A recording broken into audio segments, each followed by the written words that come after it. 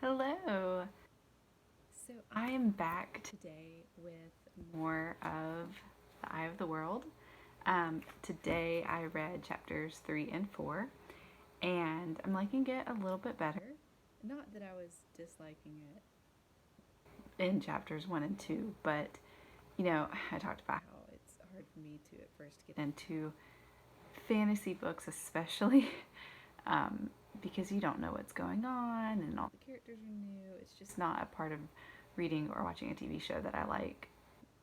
But we're past that now. So, in chapters 3 and 4, um, I think, if we get to know the characters a little bit better, there are new characters introduced.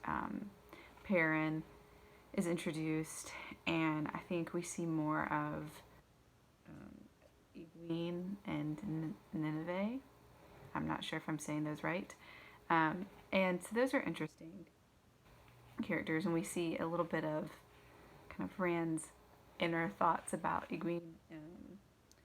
And so I'm interested to see if they're going to be kind of like a love interest thing or not. I can't decide. But I think I like her character so far. She seems kind of headstrong, and that's always good, I guess. Anyways, we'll see how that all plays out. In chapter 3, we get a little bit more, not really background, kind of like world building, I guess. We learn, so this peddler comes to town, and we learn from him a little bit about what's going on in the greater world outside of their tiny little village that they're in. And there's this war going on in this city, not too far, but far enough. And there's this talk of a dragon or a false dragon. So I think that kind of is going back to the prologue. It seems like there was a dragon in the prologue. And it's interesting to me. It seems like this dragon or false dragon character, I think, is being set up as kind of like the big bad of the story. I don't know, maybe not the whole series, but I think definitely this first book. So it's going to be interesting. I want to know more about this false dragon. Another thing that I realized in chapter 4 is that, or noticed in chapter 3, is that they talk about ravens again, and how, like, ravens, I don't remember exactly what was said, but there was something that made me think, like, ooh, another raven note. Anyways, I think that I'm onto something with the raven symbolism. We'll see. I think that kind of sums it up for chapter 3. And then in chapter 4, we have another outsider come to town, the Gleeman, and he's kind of fun.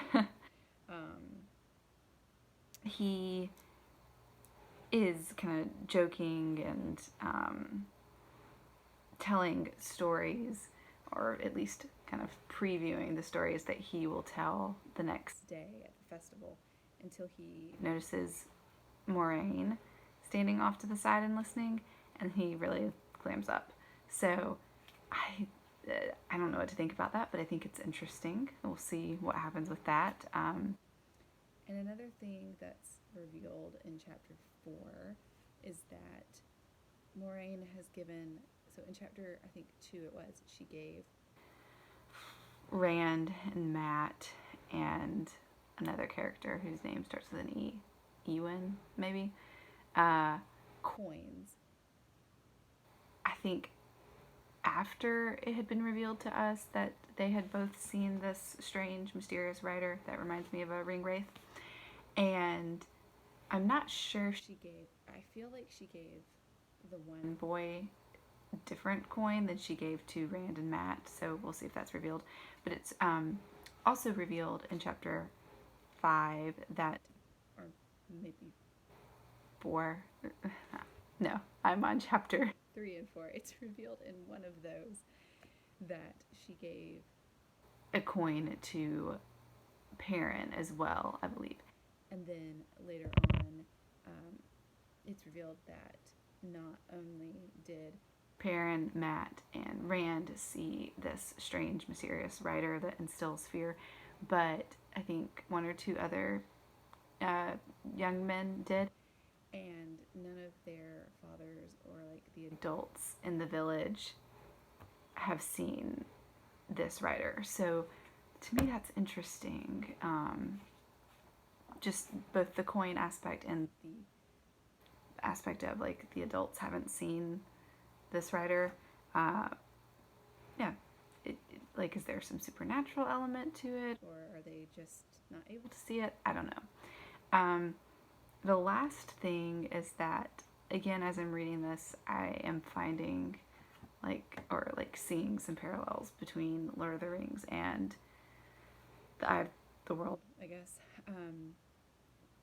And so I'm reading and I'm thinking, drawing these parallels, and one of them is kind of Rand's narrow-minded view so far, in my opinion, of the world. Um, he seems naively happy to just stay in his little bubble, which there's nothing wrong with staying in your little bubble. But I think it's interesting that he's being kind of set up as this character who's really happy to just keep on going about his life as it is, as it's always been. It's how he wants it to always be. And I think that very shortly he's going to be thrust out into the great big wide world, kind of a la Frodo in the Fellowship of the Ring. So that's my prediction, at least. I'll be interested to see if that actually happens. I think those are all my thoughts for chapters 3 and 4, and I will be going on to chapters 5 and 6 tomorrow. All right, bye-bye.